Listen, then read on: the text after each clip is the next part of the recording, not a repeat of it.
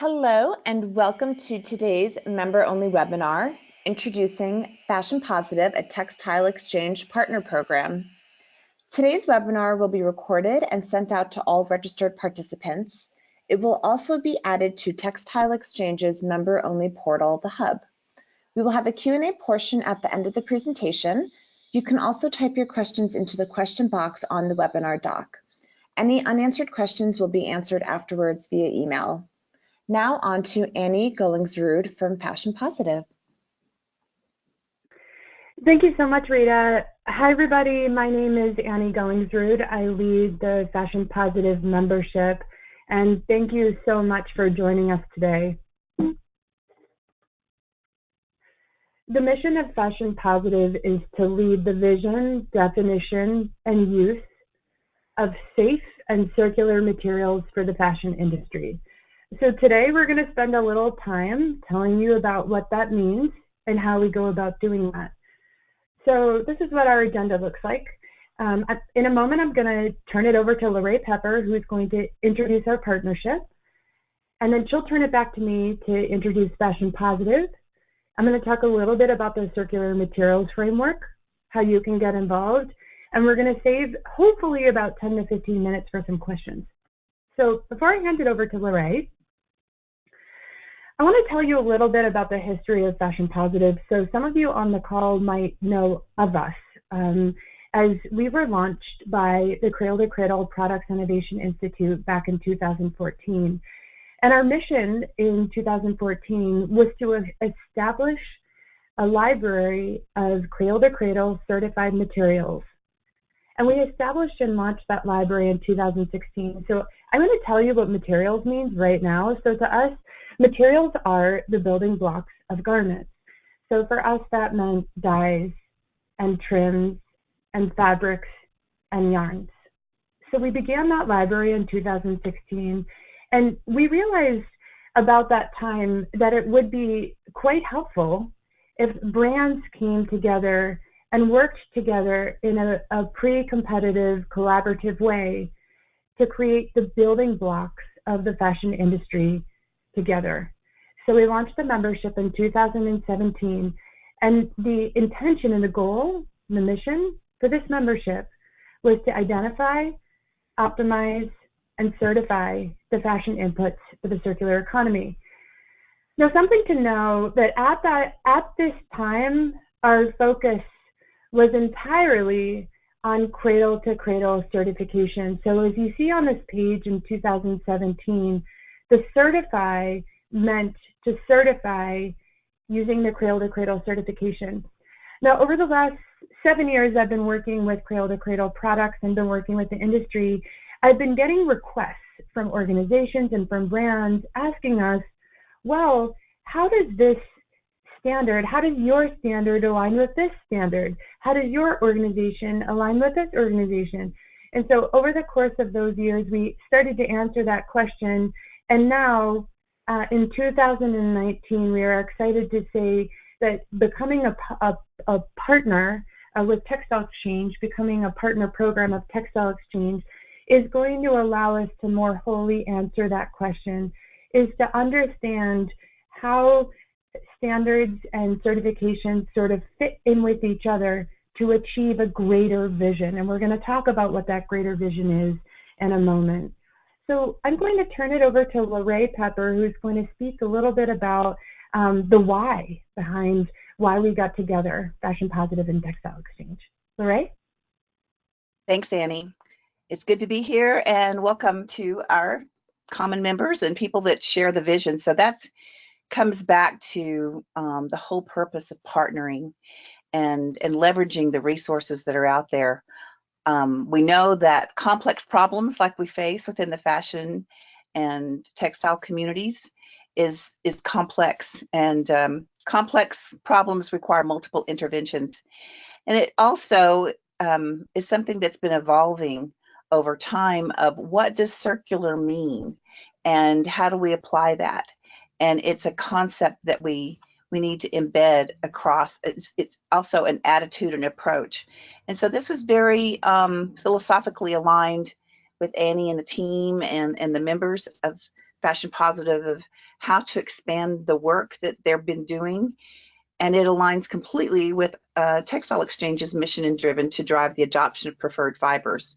So this is a suite of tools and resources that we feel are very much aligned with our preferred fibers framework and what we're doing and what we're trying to promote as solutions. It's also a way that we can really drive scale. We know we have solutions. It's also about driving that adoption. So Fashion Positive provides that circularity, leadership, and approach. And there's a number of different initiatives out there, all of whom we want to make sure are aligned on a positive and proactive strategy. So we feel like this was an increased opportunity for impact, and an opportunity for our members to have another set and access to a suite of tools. So we're excited about the partnership. Partnership is a part of our DNA, and very excited about Annie and the vision she's bringing and the work they've been doing.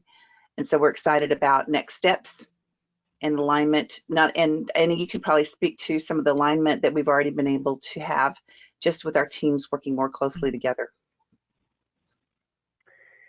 Yeah, thank you so much, LaRhea. And yeah, I'm going to get into that alignment in a moment. And I first want to say that, over my entire career, I've been centered on not only impact, but finding ways that are mutually beneficial to all organizations to prevent duplication, right? So how do we increase impact by working together to find mutual benefits? And I will say this: we have been in the Textile Exchange organization over the last 3 months, and I have never seen such momentum for partnership and understanding alignment between two organizations as I have seen in the last 3 months, because there is nothing like being embedded in an organization. I mean, it's just shown such benefit of being actually integrated in the organization. So we are so excited to take things even further. So thank you so much, LaRhea, and thank you for having us. And we do share a shared vision, and it was joyful to come together in a shared vision, which is to play a leading role in the transition to a more resilient, regenerative, circular economy by guiding you, the companies, toward a circular or preferred fiber and materials portfolio. Those materials serve as those key building blocks to a safe and functioning, it says circular fashion economy, but let's just call it the planet. So we are creating those building blocks together, and we're finding ways to create increased impact in very efficient ways. So with that, I'm going to shift into an introduction to Fashion Positive. So what I'm going to do here is I'm going to talk us through. We're going to go high level, and we're going to go layers and layers and layers deeper. I am going to give you a high-level overview, and fortunately, we have a session at the Textile Exchange Conference in October where we're going to dive even more deeply. So right now, I'm just going to give you a high-level overview. So the Fashion Positive membership is co-led by myself, Annie Gullingsrud, and my partner, Amanda Cattermole, who I believe is on the call with us right now. Amanda is an important function of the leadership to the membership, because Amanda serves as, she has a textile chemistry background and a very deep background in water improvement when it comes to the textile supply chain. Amanda worked for a very long time at Levi's and brings that expertise to the Fashion Positive membership. So this is just to say thank you, Amanda, for your service to the initiative. And we both bring together a really nice cohort of expertise along with our members themselves.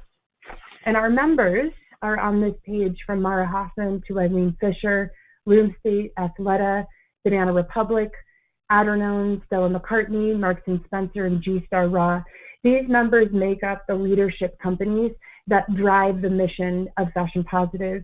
And I've invited Megan Stoneburner Azim, who's the Director of Sustainability and Sourcing at Outerknown, to say a few words about her experience over the last couple of years of being a very important member of Fashion Positive. Megan? Thank you so much for having me, Annie. I'm so thrilled to be here. This has been an organization that I've been following for quite some time. So happy to kind of share my experience. I think that the Fashion Positive initiative has really been at the forefront of driving systemic change, which is huge for this industry.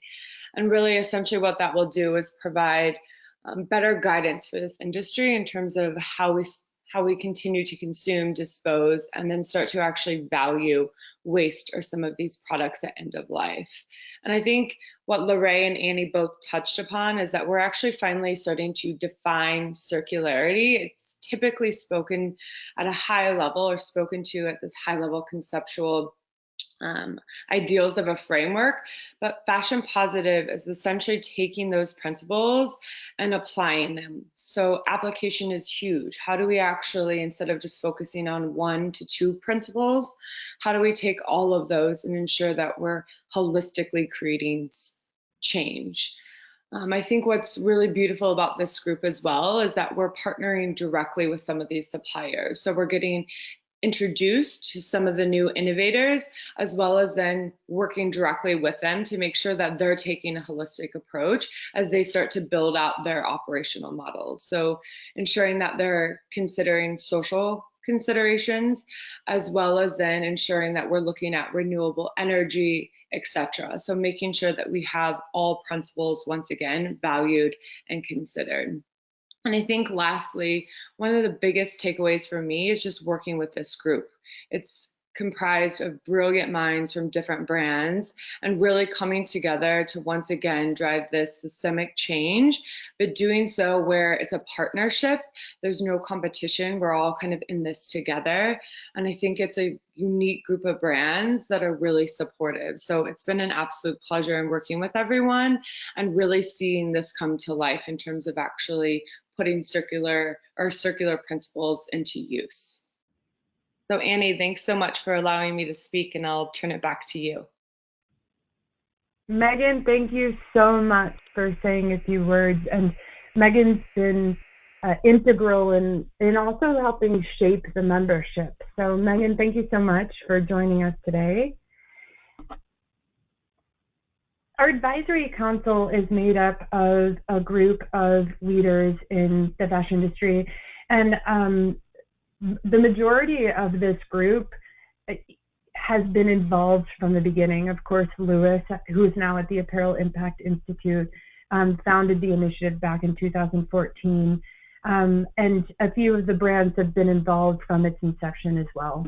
So we're fortunate to have a very smart and experienced group contributing to the membership.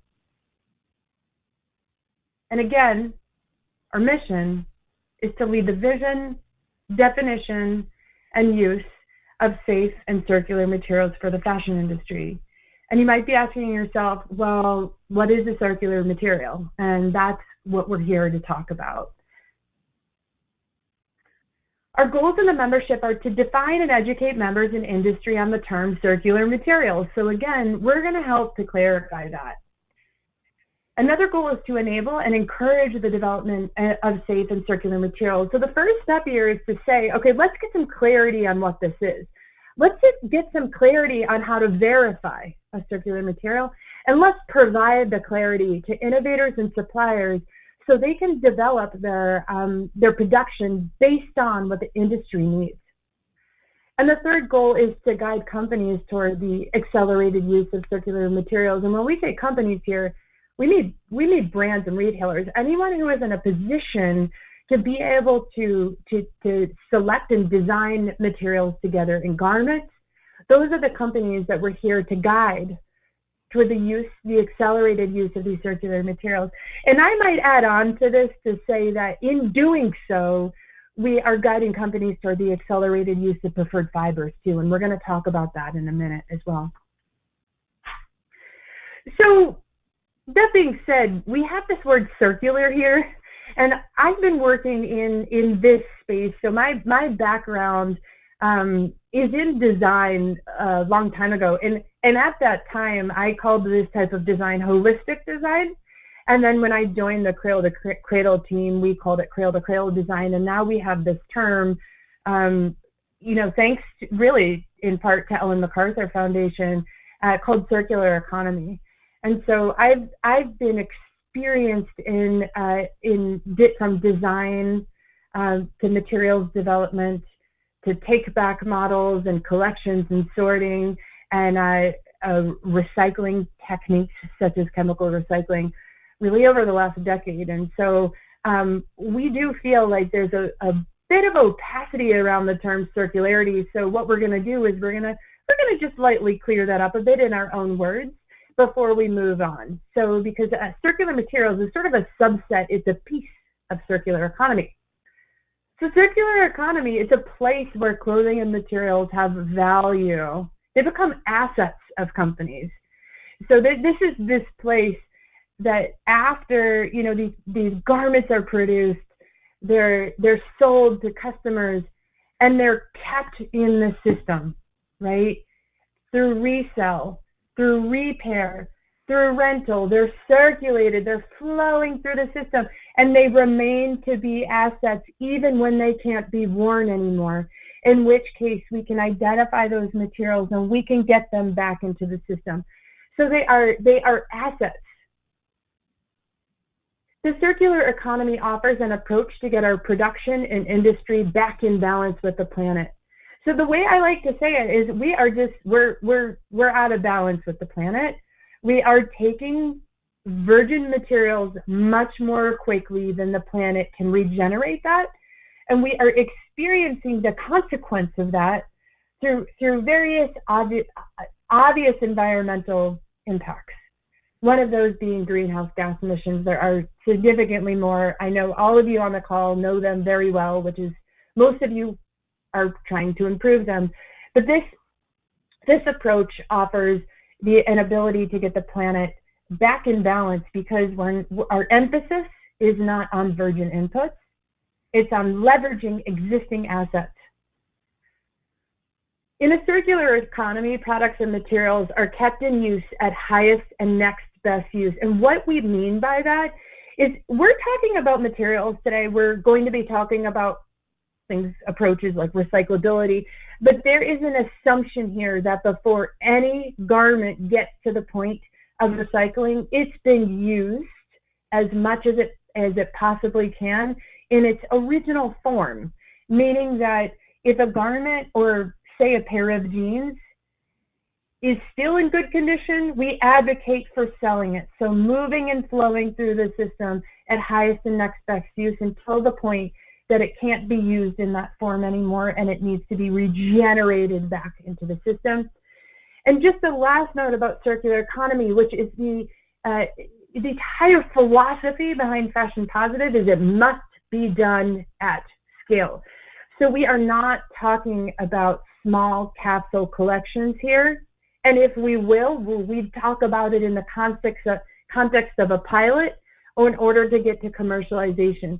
We are talking about systemic change at scale, which is really the only way that this is going to work, is at scale.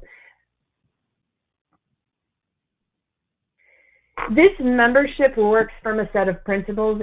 Anything that I do in any work, anywhere, begins with principles. Principles can guide decision making. So our group started with principles. We've had these principles all along, and when we moved into Textile Exchange, we went back to those principles and we asked ourselves, are these still correct, or do they need to shift? You might see these principles on this page and say, interesting, those look like the Ellen MacArthur Foundation Circular Economy principles. Well, they are, apart from one at the bottom. So our first principle is that waste and pollution is designed out. That's safe production for all living systems. So in the production of materials, it must, of course, be safe. Because if you think about it, anything that you're putting into the system is going to flow through the system in a circular economy. You want it to be safe. So there's now an assumption that our intention is to keep these materials and products flowing for as long as they possibly can, we need to ensure that they're flowing through the system safe. So as we produce them, there needs to be certain requirements placed down to ensure that the production is safe. Now, I'm going to talk a little bit about that in a moment because there's been lots of industry effort and progress and foundation built, of course, over the last decades in this area. So I'm flowing to the right here. Our next one is products and materials are kept in use at maximum value. I've talked a lot about this already. This idea here that materials are not, I'll use the word, I don't know if I want to use the word downcycled, but the idea here is to keep the embedded quality of a material and product as high as we possibly can. When we keep the quality of a material or a garment, and in this case we're talking about a material, there comes a monetary value, and we want to keep the monetary value as much as possible. So when we're able to take a material and turn it into a virgin quality material or a high quality material, we're also keeping the monetary value embedded along with it. And the last one is to focus on ambitious continuous improvement. Now, this is a different than the Ellen MacArthur Foundation principles, and this really represents our philosophy and our methodology and the way that we go about everything that we do for the last many years of the membership, which is that our goal is to be ambitious and sort of feasible all at the same time and to sandwich those things together. What I mean by that is we want to provide ambitious solutions now to brands, and we want to provide the vision and the ambition for what it looks like in 5 years from now at the same time. So we want to ensure that there's still work to be done now. There's still something to do, something to improve now, which is why we ensure that we're looking at what can be done now, and also looking at designing the vision for what are we moving forward and how do we create that vision through a roadmap. That was just a very high level.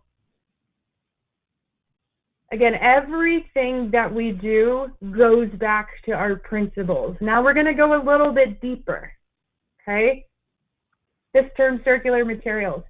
So I want you to imagine in your brain that there's a movement now.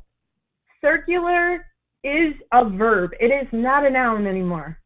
So anytime we think of the word circular, you want to imagine a flow. So circular is a verb. It has meaning that indicates flow or movement. So everything that we do with a circular material enhances and ensures its movement and flow through that system. They, of course, are safe materials produced in ways that respect all living systems. Absolutely. So again, recycled content, as I will talk about in a moment, is going to be a component of circular, but it's not everything. We need to ensure that the production is safe, not just at the moment of production, but ensure that it's safe as that material is going to move around that system. Circular materials retain their full value through multiple use cycles. So obviously, when we're thinking about a material, at some point a material gets designed into a garment. We want to ensure that garment is moving around the system through reuse, resell, and rent, and eventually to recycle. So the focus of this membership is really essentially on that recycle part. But of course, we recognize that there's flow that's happening through the system as a garment. Circular materials use existing materials and are then fed back into the system. So I'm going to say this one more time. A circular material is going to use existing materials, and we might call this existing, quote, waste materials, and are then fed back into the system.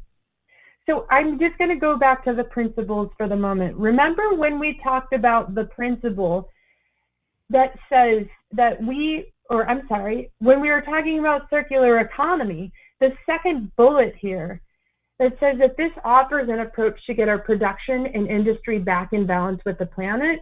This is due to minimizing virgin inputs, almost entirely to minimizing virgin inputs. So a focus for circular materials is to begin getting existing content into the material and then being able to feed that material back into the system after garment stage. So a really basic way I like to say this is circular materials are taken from industry and returned to industry. So we're going to go a little bit deeper on what that means and where we're at in the process. So this is a lot to go through. I recognize I'm trying to go through it slowly. I will be available after this call. I will be available at the Textile Exchange Conference as well. So we have a breakout session titled, What is a Circular Material? I'll be at the man-made cellulosic roundtable as well on the 15th. So this just to say, if you have a lot of questions in your brains right now, I will absolutely be available to talk you through this at the conference and also by phone if you want to jump on the phone too. So I'm going to move in a little bit more deeply. And I just ask that in your brains, you think circular is a verb. A verb is movement, okay? So this is where we're at in the process. This is what our process looks like. This is what the membership is doing. We identify our roles, our critical players essential to implement.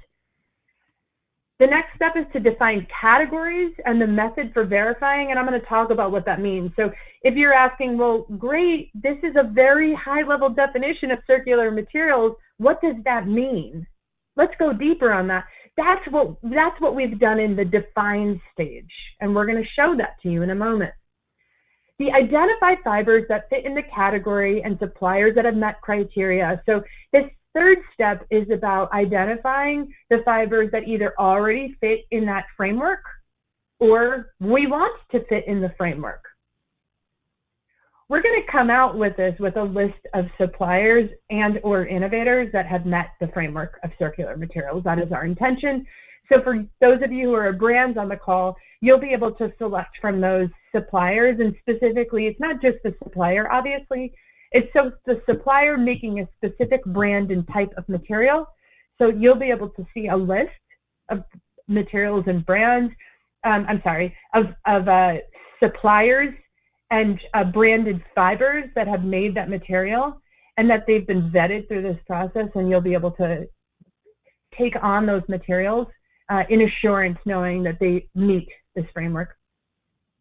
Steps 4 and 5 are central to brands and the system, and I call this systems-based design. Essentially, this all is systems-based design.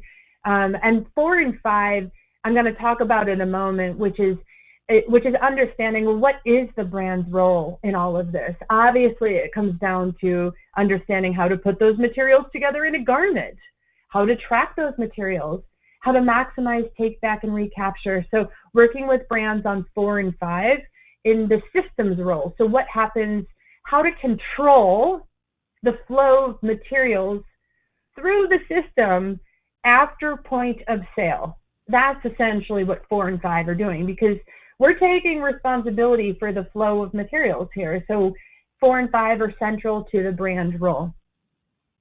And I'm going to talk to you about the roles right now. So first we started with identification of roles. So in circular economy, or what we might call systems-based design, there are an extraordinary amount of critical roles that move material through the system. And we needed to stay focused on who were the most critical. And so we recognize there are many, many more, but these two are who we're essentially designing for and working with. On the left side of the page, your producer role. Who's making the fiber? And I'm going to pause here for a moment. I've said the word circular material over and over and over again. At this point, I'm going to shift now and say we're going to focus on fiber. As I will show you in a moment, our membership selected a material category to pilot this framework with this year. And the material category they selected was a man-made cellulosic material category. And so our focus is on a fiber, okay? So on the left side of the page, the producer role. This is the producer of the fiber. Their role is centered around development and production. And what's the content? What's the input? What are the inputs? Are they virgin inputs? Are they non-virgin inputs? What are they? Now the right side of the page, the brand role or the systems role. Now the brand is going to lead that role. Their role is centered around design, of course, and proper integration of materials. So great, you have an MMC, right? You created this beautiful circular material, but how do you ensure that circular material is being designed into a garment that can then go back into the system? So that's their role. And that's where Fashion Positive is going to come in and provide guidance around that piece. The brand and system role is centered around viable end-of-use pathway exists and is accessible. And basically what I mean by that is recyclability, right? That there is an actual method for getting that material back into the system. It exists and is accessible. So I'm going to use an example, and I might use it in, I think I'll use it in your regular recycling. So a can, an aluminum can, has a pretty decent viable end-of-use pathway. So you can drink that can, you put the can hopefully in your curb pickup, and then it, for the most part, gets recycled. It has a viable end-of-use pathway. An example of one that might not, I like to use this example, acrylic is an example of a fiber that doesn't necessarily have a viable end-of-use pathway. So it is technically recyclable, but it's oftentimes not happening, or it's inefficient, it's expensive, and can sometimes be environmentally unfriendly, given what we have now. So the idea here is there's a difference between, okay, yeah, it's technically recyclable, and the fact that it actually can happen, okay? The system role is also centered around tracking and identification. So think about materials having passports, right? This ability to flow through the system, having the ability to be identified. Where did they come from? They can tell the story of where they came from, where they're going, and where they need to go next. And that tracking identification mechanism is something that this membership will be working out how to properly identify materials to ensure that they can get back into the system. I'm going to go a little bit deeper here, and I'm just going to check the time. We're doing pretty good on time, and I'm going to go through the next slides a little bit more quickly because we're into the guts a little bit here. So I'm going to speak at a very high level, and I just want to make sure there's enough time for questions. So I'm going to talk for about 10 more minutes. So I'm going to go deeper now, right? So that producer role. The idea behind the producer role, and let me just step back and say we are creating a framework that very deeply defines what a circular material is and how to achieve it. So I'm basically talking you through the bones and the architecture of that framework right now. And again, we're going to go, the framework itself goes much deeper, and I will not talk to you about a lot of that depth on the call, but I will be presenting some of that depth at the Textile Exchange Conference. So let's stick with that left side of the page. The producer role is that this fiber is produced in a safe way, considering areas of systemic impact, such as energy, water, and chemistry. Every facility has the opportunity to make systemic impact to not only the industry, but the planet. This is a circular initiative, so our center is around systemic impact. Our methodology is systemic impact. So if and when you dig into the requirements of the framework, everything is going to go back to ensuring that there is systemic impact, not just to the industry, but to the planet. The producer role, and again, in a circular economy, no role is siloed. There is interconnectivity between every single role in circular economy. So there is an understanding here that this producer role, there's pieces of the producer role that are interconnected with the system, that are interconnected with the brand. Of course, there are decisions being made together. So there's an interconnectivity happening. There's no silo. Just saying this for simplicity, but understand there's lots of connections and feedback happening between this role. So in the actual content of a circular material, it includes content from waste. So imagine that this is existing content from waste sources.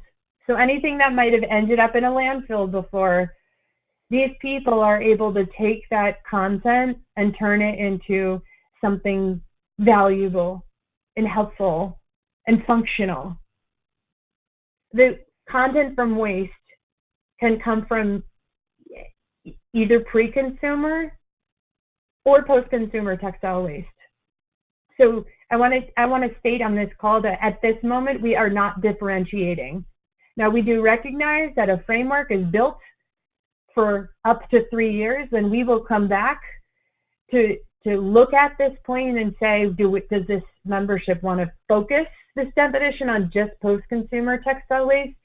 But we do believe that a core priority, a critical priority, is increasing the amount of waste in our products.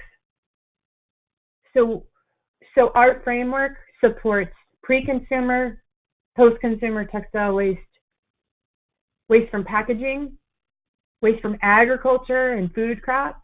I'm going to give you some examples here. Pre-consumer could come from, of course, a facility who has cutoffs from garments.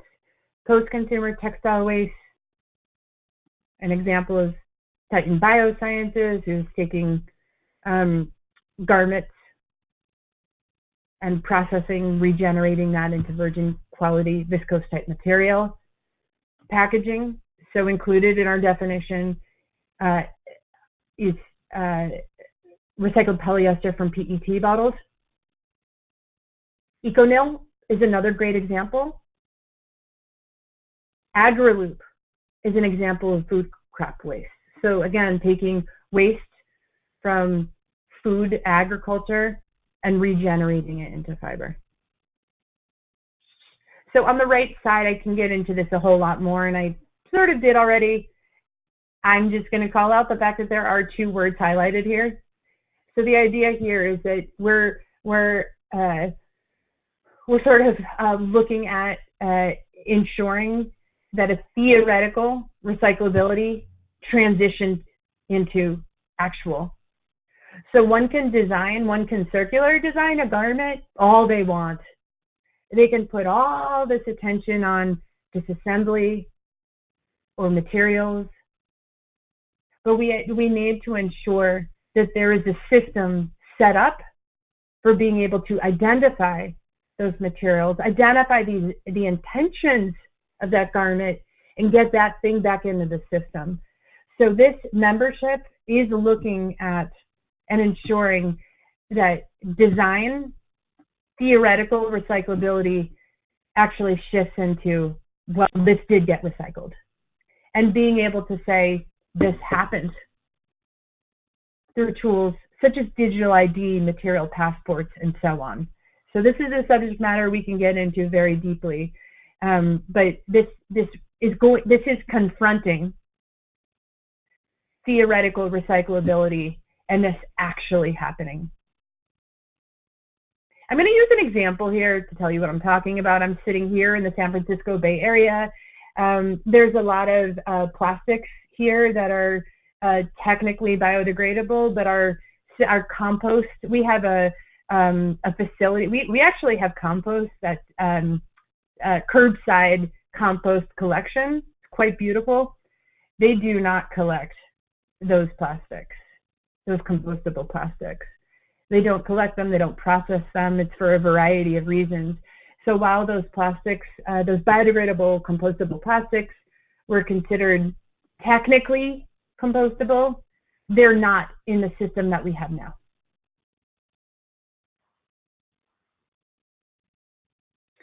We're currently in, so again, I'm taking you deeper and deeper down. So imagine we're building this house and the architecture, we're building out the architecture right now. So right now we're in the stages of defining the framework and identifying suppliers that fit in the framework. And the methodology for developing the entire framework is centered around our mission, the principles, the definition, our ambitions, the scope, existing standards, and our experience. So we're pulling that all together here. So the idea here is, how do you create a basic framework, a definition, if you will, but this is a very deeply defined definition that also looks at works from a vision, of course, in principles, and how standards can puzzle together to make a complete framework.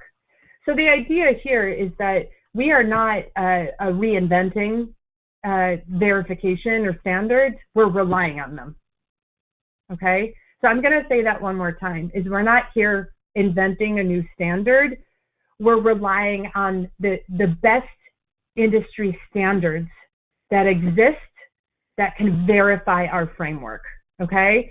So this is a little bit evolved from where we started from. So as I mentioned in the beginning of the call, we began with only saying, this is the vision, and the only thing that at this point can meet that vision is cradle-to-cradle certification at the gold level.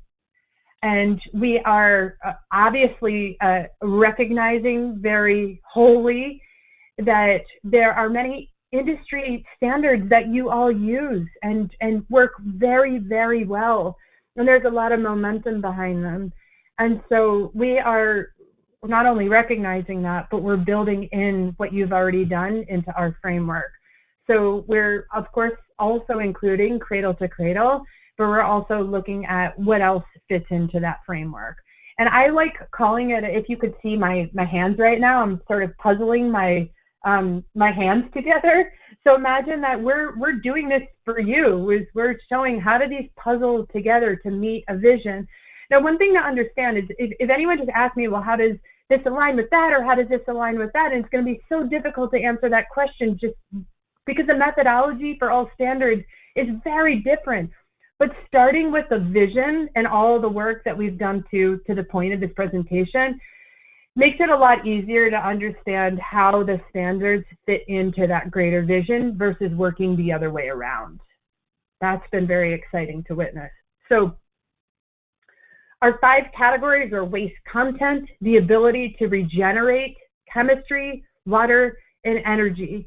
The vision behind waste content, this says define here, it should say vision. This greater vision is to incorporate existing waste content into materials as a foundational step to minimizing virgin inputs. That is the vision we began with. Regeneration here means we're using this word for any form of recycling, any form, whether it's mechanical or chemical, we're just calling it regeneration. The technology is available and accessible to regenerate fiber back into feedstock. What we want to prevent is materials that have been created. We can even call them second generation materials. You take something that is existing, you're creating another material with it, but then that material can't go anywhere. It's not recyclable. It's this new type of material that can then not get fed back into this system. We are still functioning in a linear mindset there. So the idea here is circular materials function of a systems mindset, the same way that the earth works. The earth works circularly. The earth works in a systems way where it is passing materials or even molecules, anything, onto another system, onto another part of the system. And it can, every part of the system can process whatever it has received. So the idea here is that there is an ability to regenerate this fiber back into feedstock for the industry. foundational step is that, of course, we're going to phase hazardous chemicals out of textile products, of course, and that we're going to look at how the fiber is produced, and we're going to look at ensuring that as that fiber floats around the system, that it's not going to be contaminated. Now, this, of course, for those of you that know cradle to cradle is just extraordinary at chemistry requirements, at visionary chemistry requirements.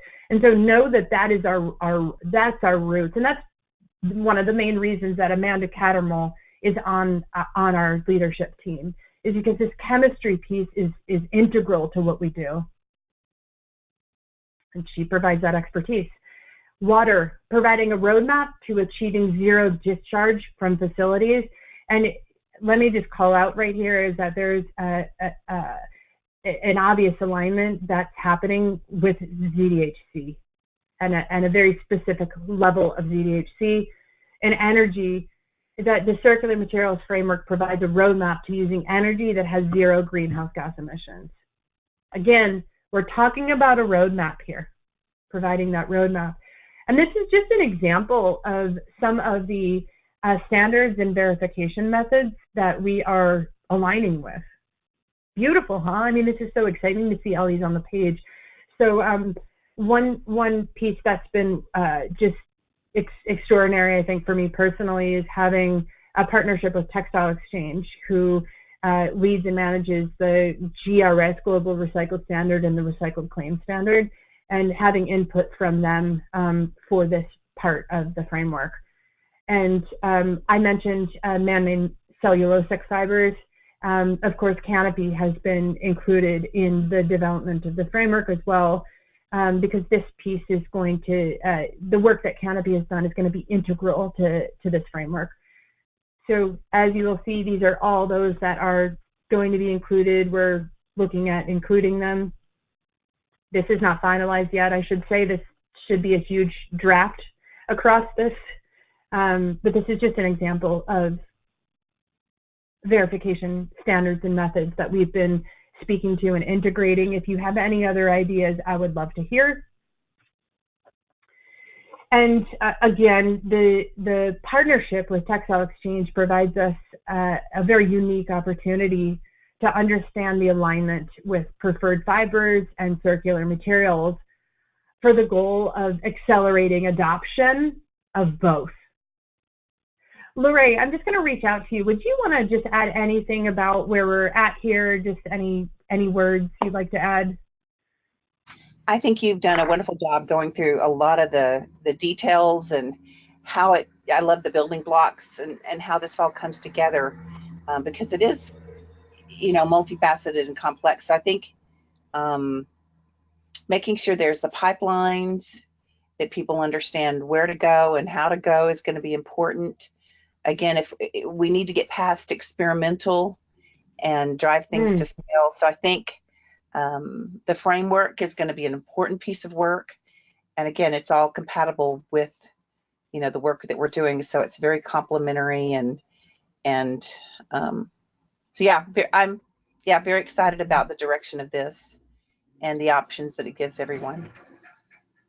Yeah, and LaRhea and I feel like the word that we really joined around was the word impact, and the opportunity of impact that joining together on these two fronts could give us and could give the brand members and the supply chain together. So I'm just going to give a shout out to Ashley Gill, who's not on the phone with us today, but Ashley has been very critical in understanding the alignment here between the two, and she's pretty much joined the membership, I would say. So she's been what I would call the bridge between the two organizations, one of the bridges. There are many, but one of the bridges between the organizations. So we are at, again, we're piloting man-made cellulosics for a specific purpose, and we wanted to ensure that the framework worked for a specific material category. We're going to prototype the framework with the suppliers once it's complete. The suppliers who have met the criteria will be identified. The framework will be offered as a roadmap for producers. And then the framework and supplier list is going to be published and available for you to use. we are still accepting members into Fashion Positive, and these are just some of the benefits that our members have seen. We provide leadership and guidance around circularity, and very specifically through providing direction and a transparent framework around circular materials. And we're sort of coalescing our experience and expertise around what we now call the circular value chain, and bringing that together in a consolidated vision. We've seen our members gain some insights, a lot of insights on how to design and embed these materials into their garments to ensure recovery and recycling.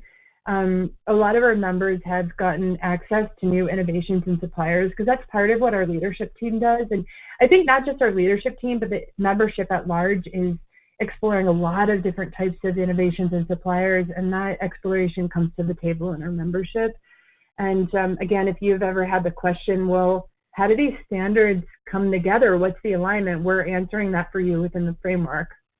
And something that Megan mentioned that I'm just going to state is this membership is just beautiful, and the people who have come into this membership are kind and smart and friendly, and we have a way of processing very difficult conversations in a very transparent, methodical, principle-driven way. And if you're interested in this, if this would be helpful for you, you can reach out to me. My email is on the last slide. And I just want to say we're like running a little late, of course, because there was a lot to cover, but I'm going to be quiet in one moment. We will be at the Textile Exchange Conference. And on October 15th, I will be at the MMC Roundtable participating. And I'll be leading a roundtable in then the activity part of that group. And on the 16th, myself, Ashley Gill, and Chrissy Stevenson from Era Innovation Center at Gap will be leading a breakout session titled, "What is a Circular Material and How Can You Create Them?" And we'll be calling out some of the more provocative parts of the circular materials framework. And again, we just went through it at a high level today. But we'll be calling out some of the more, the critical or the provocative pieces of the framework during that session. And I'll be there all week from Sunday to Thursday. This is my email. You can email me directly. So Rita, I went over, of course, not surprising, because there was a lot to cover, but I'm just going to pause. I think we're ready for some questions. Yeah, absolutely. So if anyone has any questions, feel free to enter them into the question box on the webinar doc. And it looks like we have one that came in, and this says, garments being designed for end of life can mean that they're composted instead of recycled. Use of materials such as organic cotton ensures that your products will be biodegrade into nutrients that improve the soil so that the soil microbes can draw down carbon from the atmosphere. Brands need to design for composting and instruct their consumers to compost their garment rather than putting it into a landfill. We need to consider the farms and the soil as part of the circular system. Composting of garments and waste materials improves soils and adds fertility and productivity to the farm, ensuring a continued supply of material. So I guess that was more of a comment than a question. I love that one. That? I think I can unpack it, Rita. Okay. So there's sort of two functions here. I'm going to talk about two pieces, and I'm going to actually talk about this slightly quickly, just so we can have some time for more questions. So this initiative for this membership, the Circular Materials Framework, biodegradability of garments is out of scope. And the reason why it's out of scope is there is currently not a system or infrastructure that accepts garments for compostability. And so what this membership is essentially looking for is a system, an infrastructure that can process garments. And right now, that really doesn't exist in a scaled way.